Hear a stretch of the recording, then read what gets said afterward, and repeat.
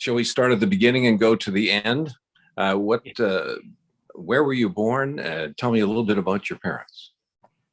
All right, I was born in the Texas Medical Center, which is a central theme in my life. For the last 80 years, I've been associated with the Texas Medical Center and Herman Hospital.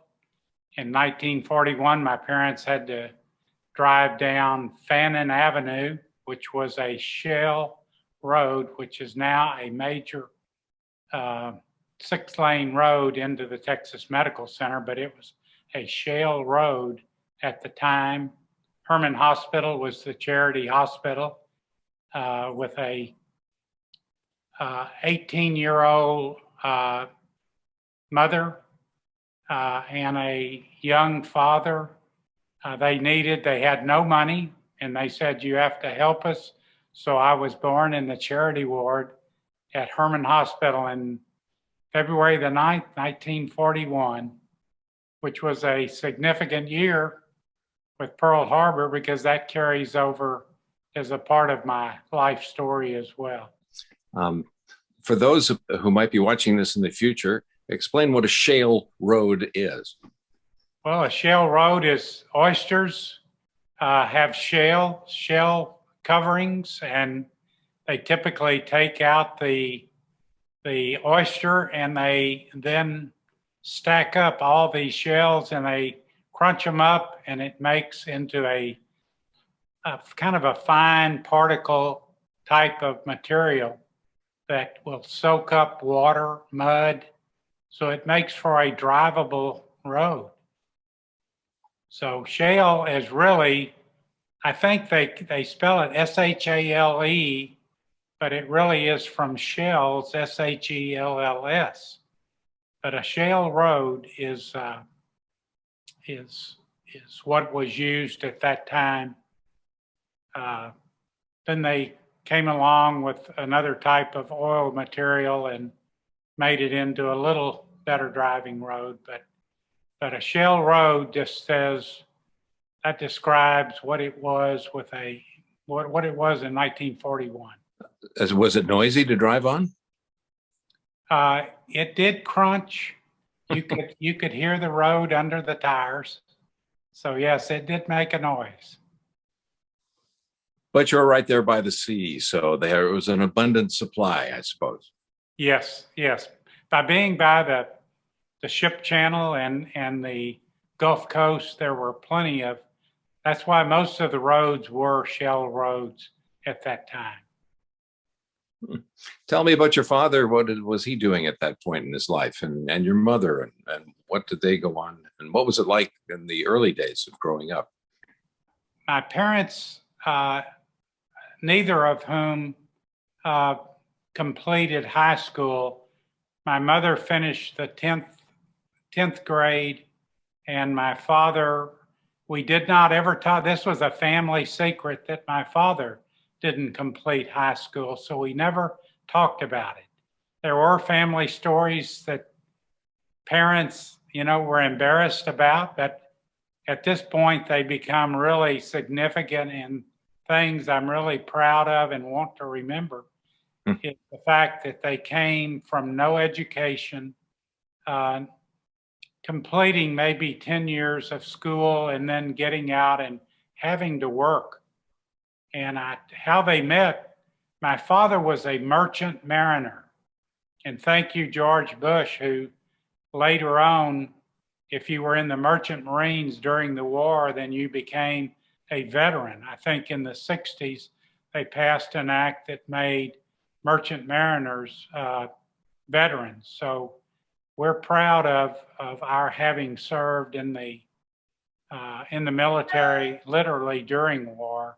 So my father was at risk. I was at risk with a father who was sailing on the oceans and could have well been sunk, but as it turned out, and thank you, George Bush, who later on, if you were in the merchant marines during the war, then you became a veteran. I think in the 60s, they passed an act that made merchant mariners veterans. So we're proud of our having served in the military literally during war. So my father was at risk. I was at risk with a father who was sailing on the oceans and could have well been sunk. But as it turned out, it was okay. He made it back to Houston. He was walking home from the ship channel, and that's a central theme of my story too, is the Houston ship channel. But he was walking home from a voyage and right along what we call 75th Street, heading to his home, and he passes the house on the corner with a porch with a pretty little girl sitting on the porch, and he spotted her. Fullerton men have a way of spotting these pretty gals. So he spotted her. She was 16 years old, and sure enough, they did steal off with his sister, and they got married. They came back home. My grandfather, who we called Pawpaw, Kingsbury, she told her father they had gotten married, and he went for the shotgun, and she literally stood in front of my father and said, if you're going to shoot Harold, my father's name was Harold Fullerton, said, if you're going to shoot Harold, you're going to have to shoot me first. So we came very close to not even having a family, but I guess my grandfather did back off of that and didn't shoot my father, and now we're telling the story. So they were this very young couple, and he lived just a couple of blocks away, and indeed they got married in 1938, and my older brother was born in 1939, and I came along 1941, and my younger brother came along in 1943. Those dates remind me of the Depression. My father grew up during the Depression. He was born in 1915, so that by 1929, he was a young man and again fighting for a job. And that's part of the story too, is that he had brothers. I think there were 5 brothers. I had 5 uncles, and they could, I think 2, possibly 3 at a time could go into the Civilian Conservation Corps. They were paid $20 a month, and they paid the young men who were in the Civilian Conservation Corps, they got $5 a month, and the rest was sent home to their mother. So my grandmother wanted each of those sons to be in the Civilian Conservation Corps because she got checks in order to run her household from those payments. Let me underscore that amount of money. So this wasn't $20 an hour. This was $20 for how much work? For a month. $20 per month. And they didn't get to keep that. So a lot of it went home. So he knew how to survive with a very little money. Yes, yes. And he was lucky to have that job. Yes. And why was that? Well, there were no jobs available. During the Depression, he tried everything he could and eventually was able to take any type of work. All of the sons went into the Civilian Conservation Corps and consequently were able to bring home a small amount of money. But again, living on $5 a month was really something. And that $5 is part of the theme again in my family, in that my father gave me a $5 bill twice in my life. That was the total amount of cash money he gave to me. And I wondered why he gave me a $5 bill. And that goes back to what he received back when he was a young man in 1933. And we have visited, by the way, we visited the camp where he was up by Crockett, Texas, and we viewed the lake that they built where they took their showers was jump in the lake, the roads they built in Camp Tejas, and we rode on the roads that they built there. So that was very meaningful to me to be where my father was when he literally began before he met my mother and before he came back and became a merchant mariner for the early years of his working life. As we sit here today, America's thinking about major investments to put people to work in spending money on infrastructure. Was that pretty much the story back then? It was the government, Franklin Delano Roosevelt, FDR, formed that. Jesse Jones, who is another theme in my life. Jesse Jones built Houston lumber business.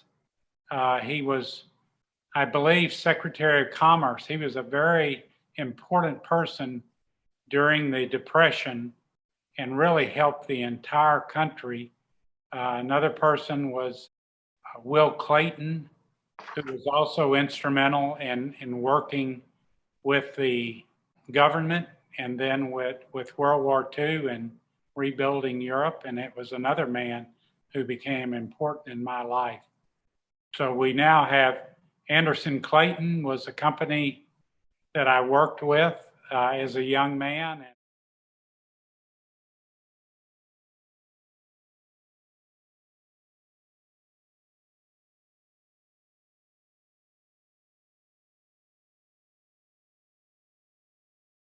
We know MD Anderson because of the cancer hospital, but his partner was Will Clayton, who really helped rebuild Europe after World War II. So two men that were, again, important in my life in the Texas Medical Center and in the Will Clayton Genealogical Library. Oh, fascinating. We could talk more about that coming up. Let's talk about your mother. We addressed your father. Tell me about your mother. My mother was a beautiful, sweet woman. I could see why my father was attracted to her with her beauty. Everyone thought that, and they thought she was a really sweet young lady too. And that comes from a patient, working on a patient who said, "Was your mother named Clara?" I said, "Yes." She said, "I went to school with Clara, and this lady brought me a little book that they would write notes to each other in. And in that, she used a poem, and she said about finding a good man and marry a good man." So my mother, even in elementary school, looked forward to finding a good man, which she did. And that little book, I have it, and it's one of my prized possessions to find something my mother actually wrote back when she was in elementary school. You know, these little touchstones of the past work can be very powerful. Did you have a question? They are. They're meaningful as you get into your 70s and 80s. All of this has a very emotional meaning to me. I tend to be an emotional guy, and I appreciate the past, the history, and doing this is again very meaningful to me and hopefully to anyone who watches this, and especially my children and grandchildren, and probably soon to be great-grandchildren. And so on and so on. Go on and so on. So let's speak to your father, your mother, any other siblings? Well, my siblings are two brothers. Ronald is my older brother. said born in 1939, and he always looked after me. A young man in our neighborhood was going to beat me up, and my brother stepped in and saved my face from this guy just literally hitting me in the face. He hit me on the side of the jaw so hard that the side of my face was numb, but my older brother, who was smaller than this guy, but older, and saved me. So I'm always indebted to my older brother for keeping this face that I have to this day. It wouldn't look the same without my older brother, who was, again, he was the typical older brother, worker, doer, and led the way in our family. And then I have a younger brother, Ed. He was also, as I was, a football player. He was a better football player than I was. He was a lineman and I was a quarterback. But my younger brother is my mentor today. I say that I was always a good student, and that only meant my brain was wired for taking tests. I can guess at the right answers. But my two brothers, my older brother is a doer. He can make, do, fix anything. My younger brother is a problem solver. He is my theologian. He is my investor. And he has allowed me to do the wonderful things I've been able to do in life. So I'm indebted to these two brothers. I was, to me, the spoiled middle son. They said I was the favorite because I made good grades. My parents never had to think about grades because starting off, I will tell you, I loved school. I really, if I use the word snuck off, I would put my shoes on, and when my mother was in the house, and I would literally walk a block and a half down the street to the elementary school, and they'd have to call my mother and say, Leslie is here at the school. So literally in 1946, I started elementary school at South Maid Elementary.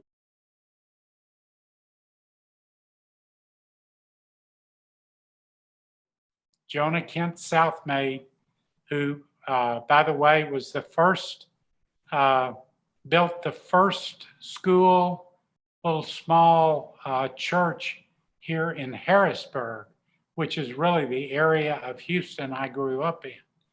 But I went to South Maid, and literally they had to start me in the first grade when I was 5 years old.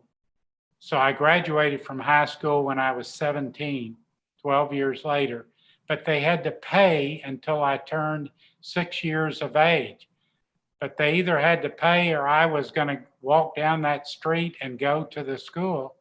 So to this day, I love to learn. If there's a place to learn, I will show up and learn anything new. Well, that's a great way to keep your brain active and your wits about you as you age too. I do. To be 80 and still to be learning, I am losing. I know physiologically I'm losing cells every day, but on the other hand, I'm connecting the cells that I have left. And you're doing this as another part of keeping my brain active. So thank you for that. You're saving me a few more cells, and I need every one of them. Well, that's a giving back thing for me. I'm happy to do it. Tell me about what it was like growing up with your brothers. Were you competitive? And talk about your football experiences as well. Well, we were competitive. We played well. We had our fights. We used to use BB guns, and we would try to run around the edge of the house. They would count to 10, and if you could get around the edge before they shot you with the BB gun, that was success. But I can always remember in growing up, it was just a typical 3 boys. Poor mother was surrounded by 4 males with all this testosterone, and that's just made for trouble with all these males. So, yes, we had our disagreements. We fought like young boys would, but we really did respect each other. Our father was the man of the house. Our mother was the loving mother. It was a great way to grow up. It was in a wood frame house. It was 2 bedrooms.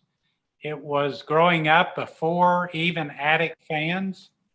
To make it in Houston in the summer when it was all the way up to 107 degrees.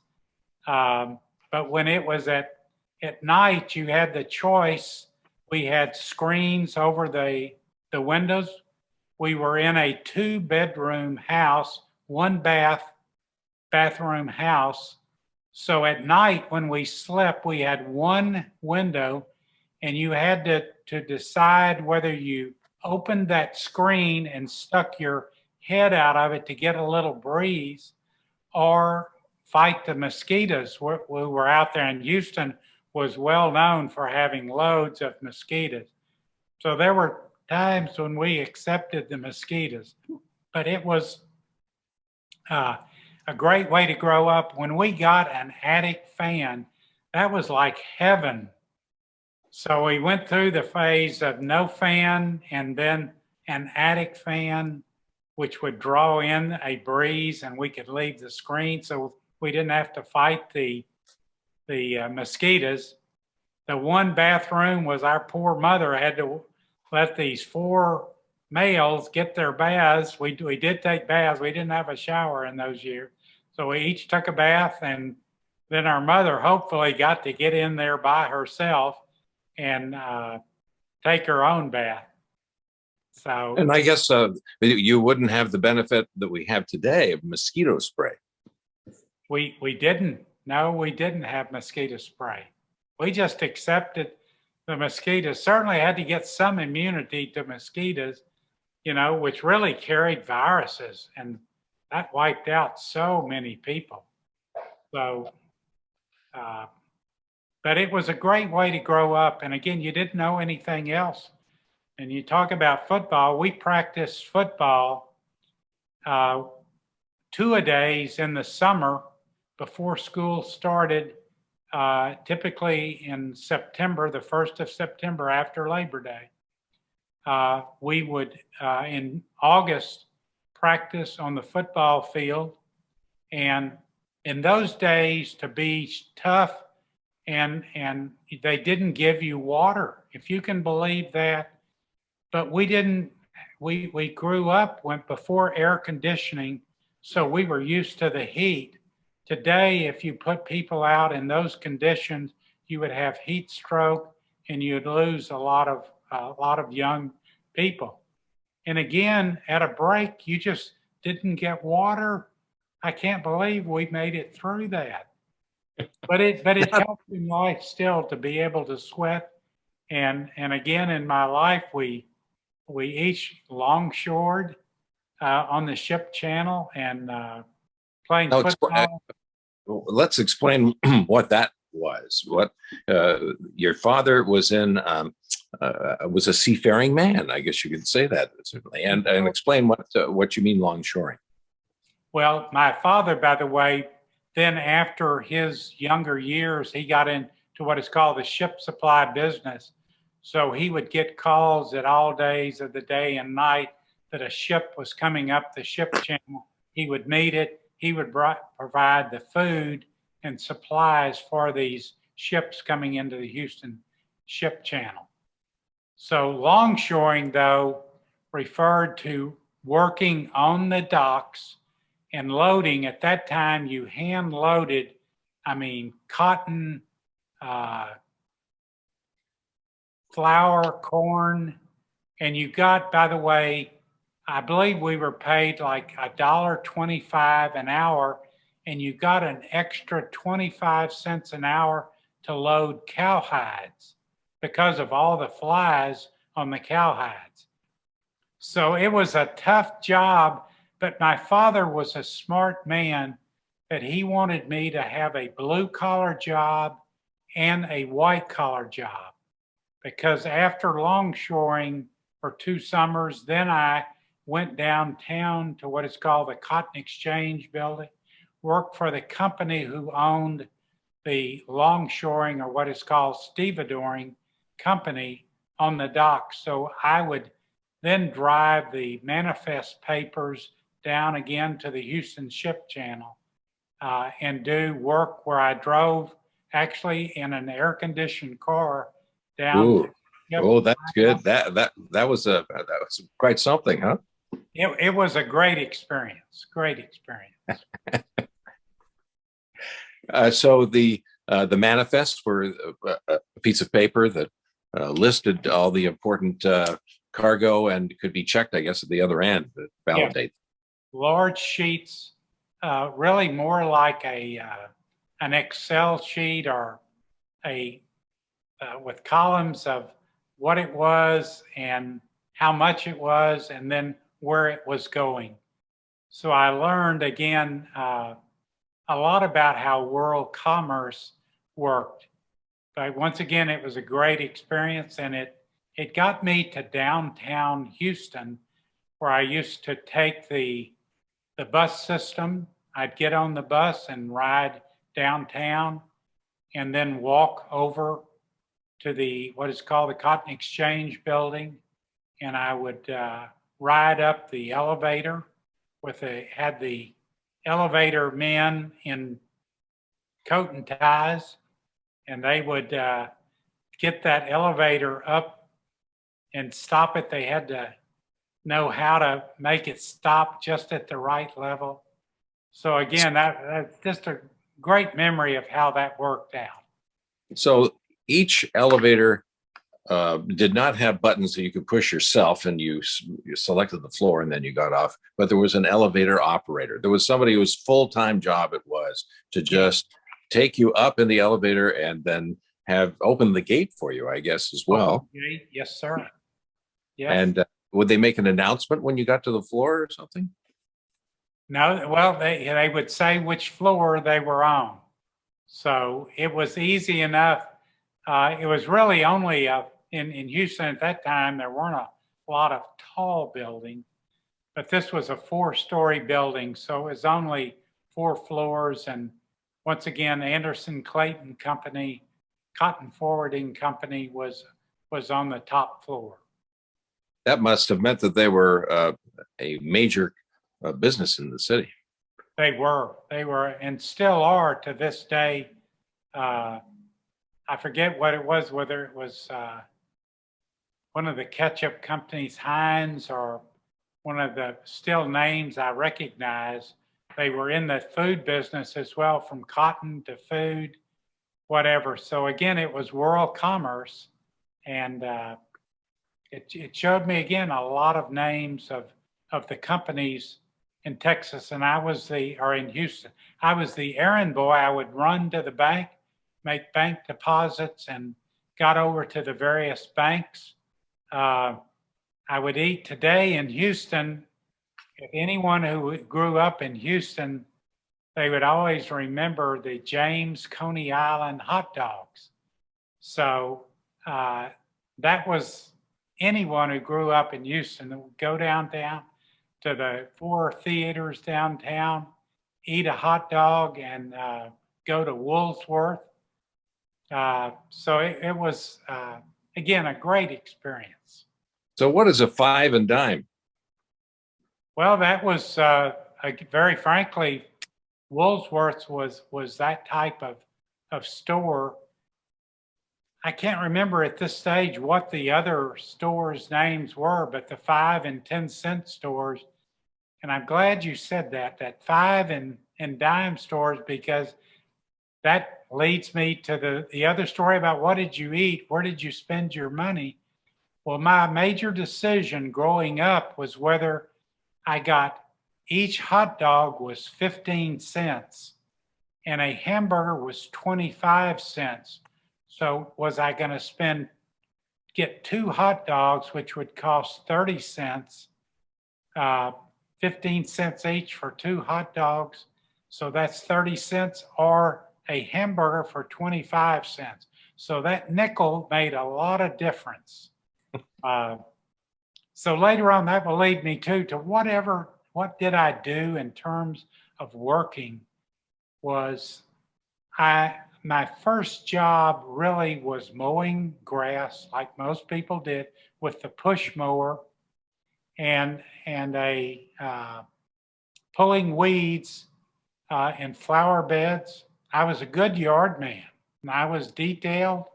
I mean, I would get every weed out of the garden or flower beds. And as a reward one year, this is a good story, but as a reward, I did a garden for a couple who had a son who was a friend of mine, but he was, very frankly, he was lazy. So they knew I would work while I weeded their garden. They took us to Galveston for the day. So I'm still today pale. And this Scott-Irish heritage gives me, the son and I don't get along. So they took us to Galveston. Well, I thought I'd just get a tan in one day. Well, I burnt to a crisp. I had blisters. And the reason I tell that story is 30 years later, I'm at MD Anderson Hospital having a melanoma taken off of my right shoulder. That sunburn eventually turned into a melanoma, something you don't want to have. But I'll tell you, that all came from that major sunburn at Galveston as the reward for weeding. But they also fed us well. This young man who is a good friend of mine, again, had a Model A car, and that's where I learned to drive a car, was on a Model A Ford. And then he had an aunt who had a nice home, and I used to mow her lawn in the summers, and she would pay me well and would take me to a hamburger stand, which we never went outside the home to go anywhere. In fact, growing up, we never went out to eat, other than one time I can remember as a family, we went to a watermelon stand where you could get a slice of watermelon. Somehow I remember that it was again like 15 cents for a slice of watermelon, and it was delicious. Delicious. They had sawdust on the floor. It's outside a tent, and they had these cans of Morton's salt, and you would put salt on the watermelon. I still like that to this day. I have to wash the salt, but that still has retained that taste for fresh watermelon. Nothing like it, because in those days, though, it was fresh watermelon from right here outside of Houston. So it was absolutely delicious. But that was the only time our family ever went out to eat as a family. Fascinating. The lawnmowers did you use gasoline? No, it was a push mower. All the years of growing up, we never had a powered mower. By the way, I did get back to that push mower there in Austin, Texas. My wife and I would go to see we had our middle daughter was there in Austin, and I liked to do yard work. And my son-in-law was a graduate of the Air Force Academy. He was an engineer, and he didn't like yard work. So we would go for a football game there in Austin, and on Saturday morning, I would mow his grass. I mean, a hill, nonetheless, too. But he had a push mower, and I'm going, this is too tough for me. I'm going to do your lawn. So I went to Sears and Roebuck, bought myself a powered mower, put it in the back seat of my car. They were afraid to do that at Sears, to put that lawnmower in the back seat of my car. I said, listen, I have to do a yard, and I need a self-propelled mower. So I got myself one. My son-in-law didn't want a self-propelled mower. I said, well, you don't use the mower. I use the mower. It's going to save me and I can do your front and backyard. I also weeded their flower beds.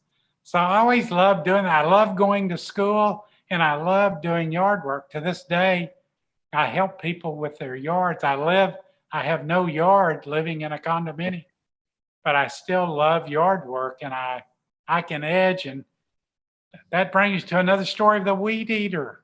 I Sure. had one of the first weed eaters in Texas. The man who developed that weed eater was a friend of a family that I knew. He became a weed eater distributor and he had one at his house. So I used one of the first weed eaters. So I know that story, that would be boring, but at any way, that was power at your fingertips to use that weed eater. I mean, you could cut, trim grass. That was a wonderful invention. So I could And talk. people, yes, people know what a power mower is. They Yes. may never have seen a push mower. You want to explain how it worked? Well, it What had cut the grass? a series of blades that rotated, a wheel on either side, the main bar just between the two wheels, and a rotating or a blade. The blades were curved where they would go over and over again, and it again went to I don't know, just a sharp blade, and it would just literally cut the grass. What powered it? What was the power for this thing? Was my legs was the power. So that again gave me strong legs, good calves that helped me in sports. And again, that goes back to throwing the Houston Chronicle. Jesse Jones owned the Chronicle here in Houston. And I threw the Houston Chronicle, my two brothers and I threw almost the entire Pecan Park edition of Houston around the three schools we went to, South Maid, Deedy Junior High, and Milby High School. We threw the neighborhoods around us, and that gave me a strong right arm. And we only missed school or throwing a paper out if our temperature was above 102. So the flu would come along and the flu was a god awful disease. I still fear that to this day, of feeling like, not like you're going to die, but like you're going to live and have to, feel like you're about to die. So with the only Well, as we're recording this, we're at hopefully the tail end of the great pandemic of COVID-19.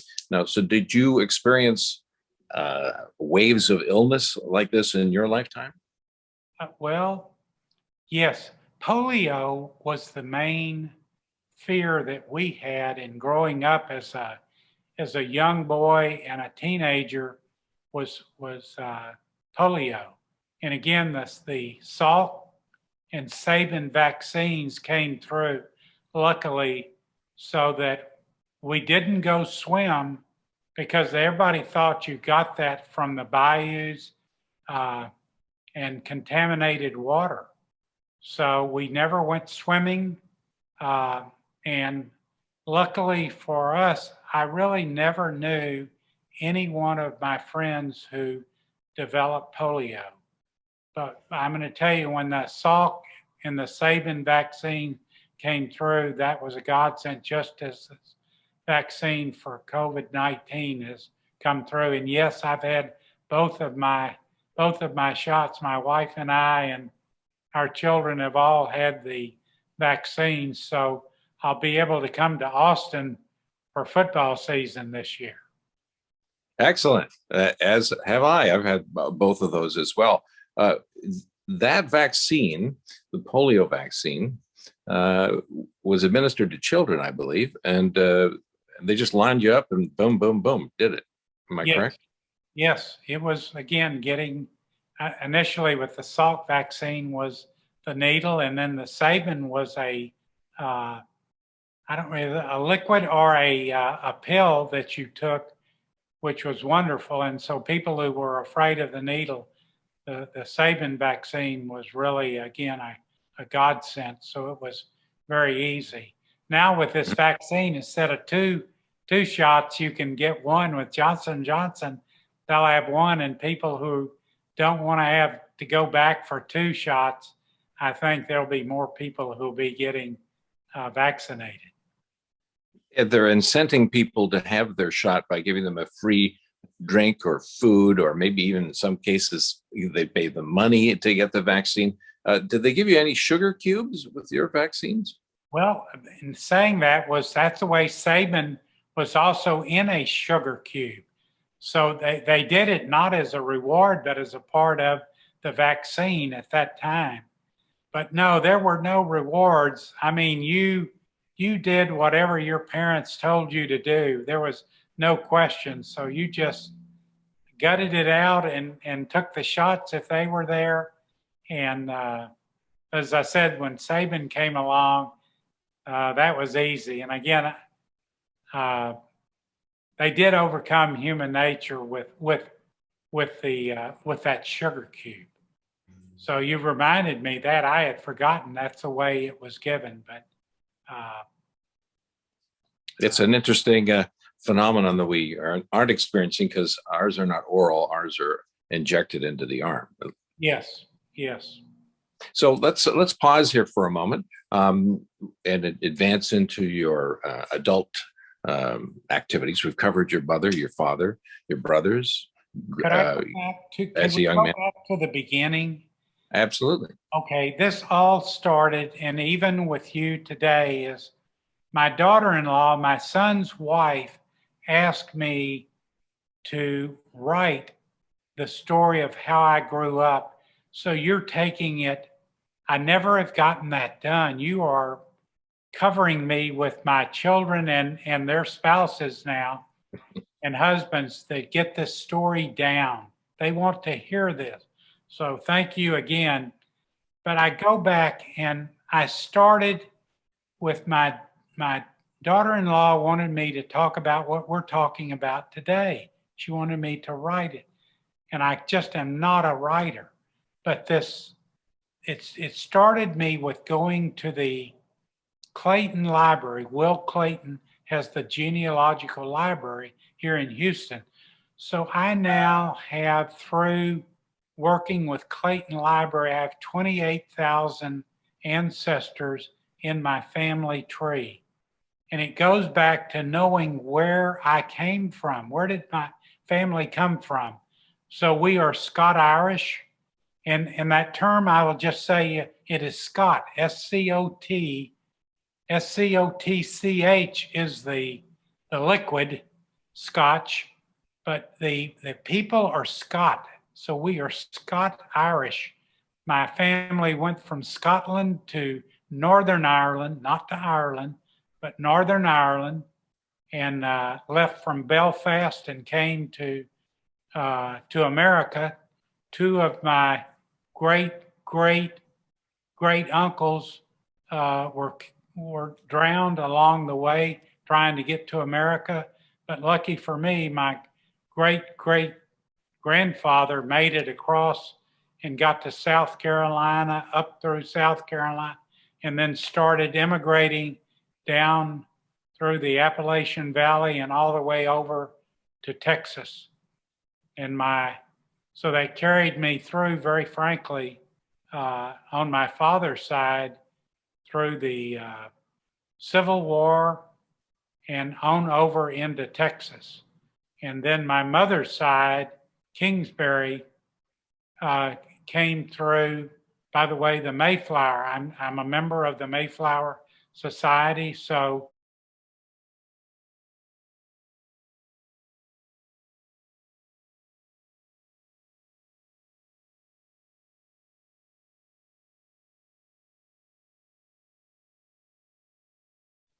it's quite a story to know how you came to America.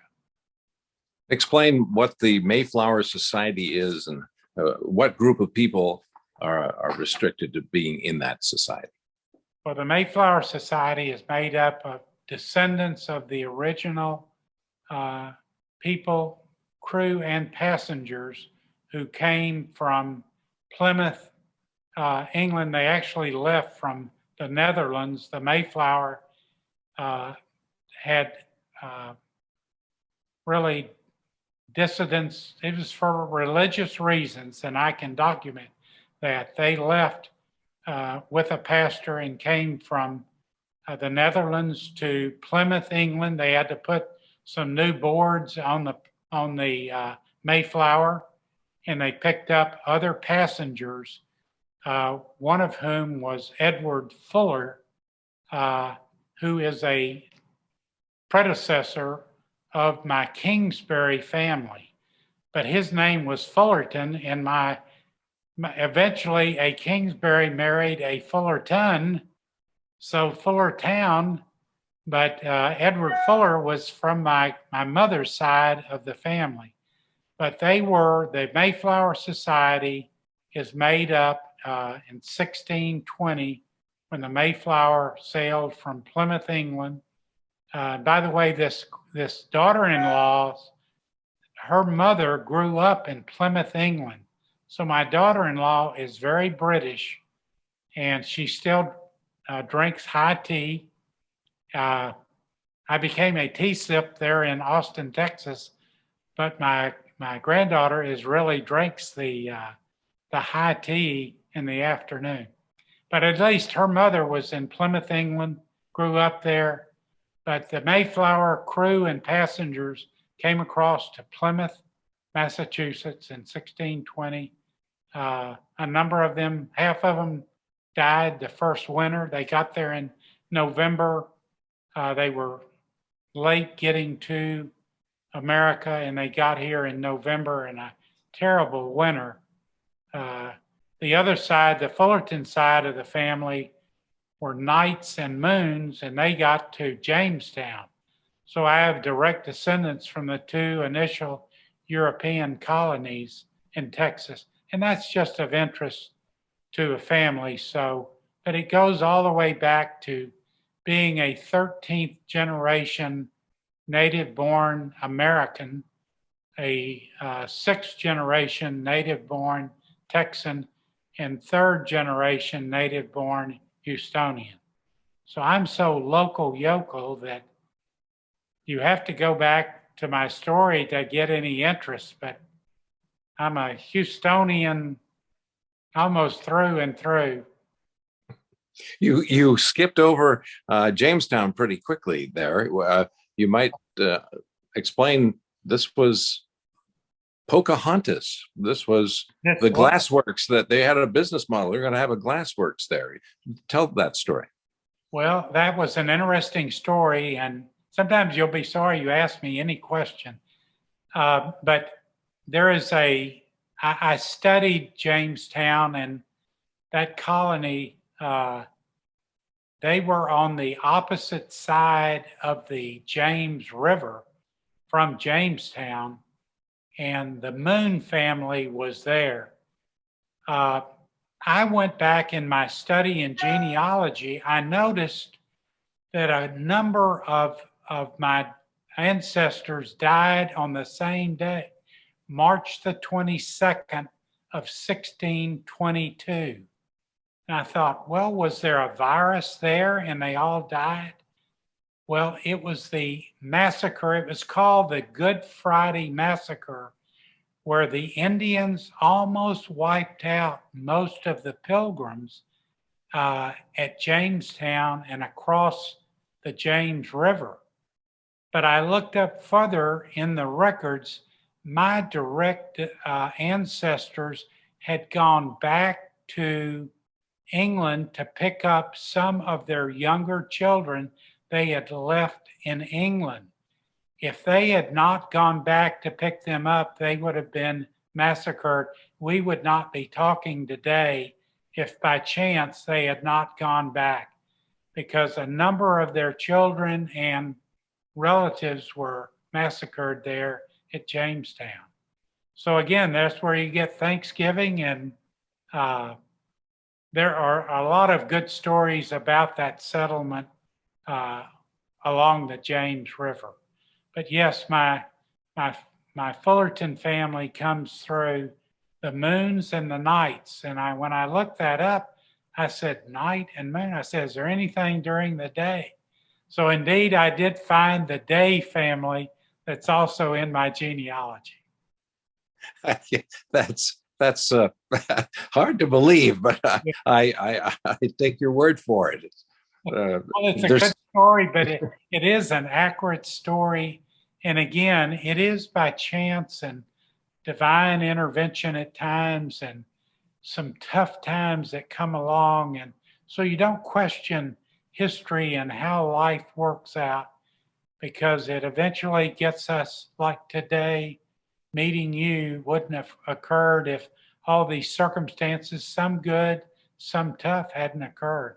That's what you learn from studying history.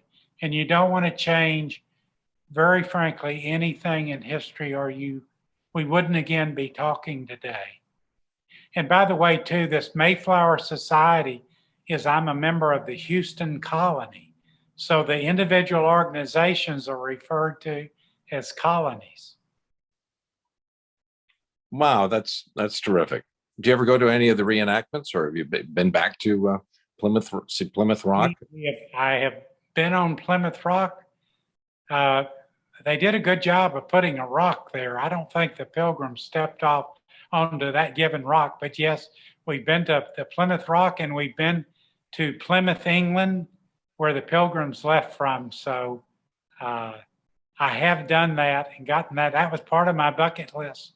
So yes, I have done that. So have you been on that reconstructed Mayflower? I have. And boy, it sure makes you appreciate how they did that. Is utterly amazing. So small. You yes. Literally have to bend over in some parts of it. Yes. People were smaller at that time too. So we've gotten taller and bigger today. That goes back to football. When I played football, 230 pounds was huge. And today it's another 100 pounds, 320 pounds of the football players playing today. So we've gotten taller. I mean, there weren't 6'5", 320-pound players when I played.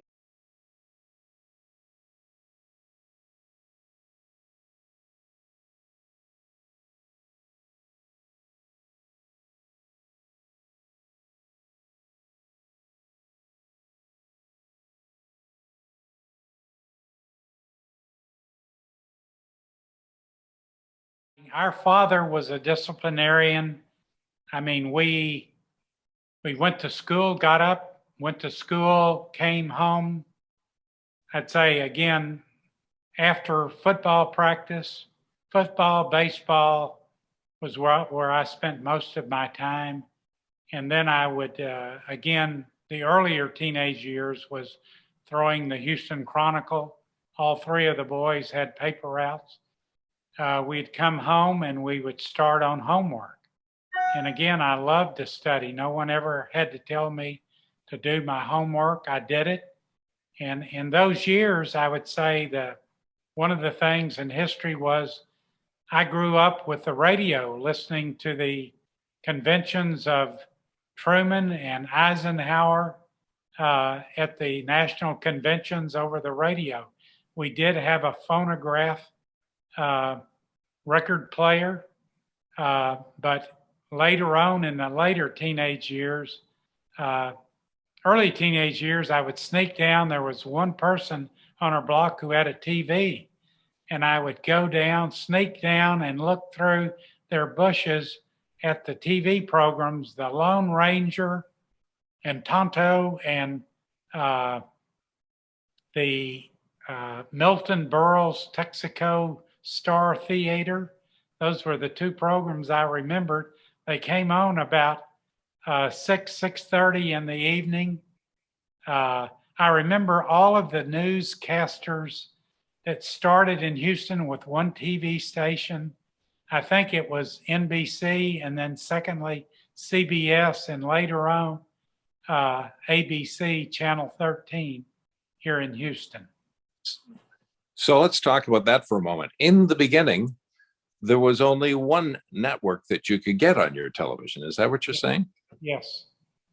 Then, as business matured and other people applied for permission from the government to have a TV station, another network came along. So on your TV set, what you'd go click, click, and then you have another channel? Yes, yes. And we had the rabbit ears, and later we put an antenna up on the roof to get a better picture. But we initially started with the rabbit ears, and you'd have to turn it just right. And then later with the antenna on the roof, one of the boys would be on the roof, and the rest of us were down below, and then someone looking at the TV, we would talk to each other, to the person on the roof, to move the antenna to the right direction to be able to get the best signal possible. And then with different TV stations, they would come in a little bit differently. You had to make up maybe even a second little antenna to get the other TV station to come in clearer. So it was. I guess you were living in a community that was a forest of TVs, antennas on roofs after a while. Everybody had a different antenna, but it was, again, a great period of time. And again, it was the black and white TV. Started out with a little round, like 6-inch round pictures. And then it was a great day when it went to a more rounded on the edges, but more of a square tube or picture frame, and then the square frame. And then when color came in, oh my goodness, that again was heaven. So, but do you remember them saying, the following program is brought to you in living color on NBC? And the peacock would unfurl its feathers to illustrate that it was a multitude of colors. Otherwise, people almost wouldn't believe that it was possible. And that was advertising to everyone who had a black and white TV set that it was possible to get a color signal and a color set, right? Wow. Well, I remember too, we did stay up at night and watch the test pattern, which was I mean, there wasn't a lot of entertainment around, but we really would watch the test pattern for, at least it would stay on for hours, because the TV went off at 10 to 10:30 at night. It wouldn't stay on, and that test pattern would come on. They didn't have enough programming to keep it on, so they would play the national anthem and then put up a test pattern with a sound, a tone, I think. Well, the famous people in town then, with your being in that business, and they were very famous people for the commentators at that time, and the weathermen were so popular, and the ones who could draw the weather, on a board was really interesting. So it's really been fun to watch the improvements, and amazing. And it's still going on in a faster pattern, just like we're talking today. You're in Austin, I'm in Houston, and we're looking at each other. So this technology, even this pandemic, has really pushed us along. I'm sure, again, even with the polio epidemic, it again made us rely on our families, and did teach us to stay away and to be disciplined in order not to, catch a virus. And perhaps not taking things for granted, that everything will be the same day after day, and you don't have to assume that somebody will fix anything that's a problem. And life is fragile. Yes. And in those days too, to talk about travel, was cars. I go back to cars. I can remember the first car we had was a 1946 Ford. And I always remember Henry Ford saying, you can have a car in any color you want as long as it's black. So we had a black 1946 Ford. Sometime later on, it wasn't in 1946, but I can still, as I said, remember the Model A Ford was still around, and then the 46 Ford, 54 Ford. We didn't get a car very often, but It wasn't like every year was a new model. no, it was a number of years, probably 4 to 6 years before a new model would come out. But the other modes of travel was we never got in a plane, never flew anywhere, but I did take a train when I was in elementary school. They took us to the capital, to Austin, Texas. So the one trip we took was to Austin. I will tell you, growing up too in my family life, was we never took a vacation. My father worked every summer. There was no vacation other than he did get 2 weeks off one year. So we got in a car and drove, the 3 boys, my mother and father drove to San Antonio to see the Alamo. He parked in front of the Alamo. The 3 boys got out of the car. We ran up to the Alamo, went inside this small church, old building, brick building, and looked around the Alamo. We went back to the car. We drove back to Houston. The next day, my father started painting the house. So his vacation was to paint the house. We always helped. I remember one summer when this frame out that was up on brick pilings, and the doors started sticking. So we got these jacks, and we would jack up the house, and somebody in the house would open and close the door till it didn't stick. So we did the leveling of the house one summer. The moisture of the house would expand when it was from the moisture, I suppose. Oh, yes. Houston was known for humidity. I always remember going to dental school, the way they advertised it was the gentle breezes of the Gulf blowing into Houston as if it was cool. No, it was very warm and very, very humid. And to this day, today, it's very humid in Houston. Austin, in that hill country, has some breezes, but Houston has still got lots of moisture. But growing up here, I was used to it. Well, and it was also, you were not living in an artificial environment. Today, it's a mild, discomfort when you're outside, but you didn't have air conditioning. So the way it was the same outdoors, indoors. That humidity was a huge factor.